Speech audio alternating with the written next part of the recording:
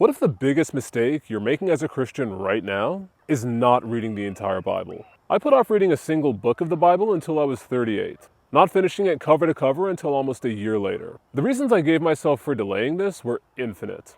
If I barely understood what I heard at church, how could I expect to understand it on my own? Why do I need to read the Old Testament if the New Testament boils down to believing in Jesus?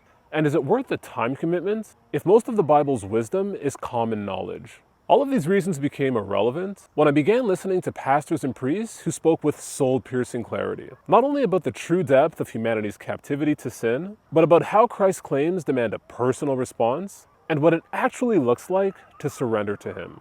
The weight of these realizations hit me as I was becoming disillusioned with the personal development world, which, after being the basis of my thinking throughout my post-lockdown fitness transformation, began to reveal its wisdom as shallow, unspiritual, and self-aggrandizing. At the same time, being self-improvement obsessed taught me the importance of having clear goals, building systems for achieving them, and about the necessity and power of absolute commitment. These became indispensable as I went from re-exploring the gospel message on YouTube after a nearly 20-year hiatus, to concluding that I had to read the Bible to make an informed decision on what I believed and why, to arriving at the conviction that Jesus is Lord.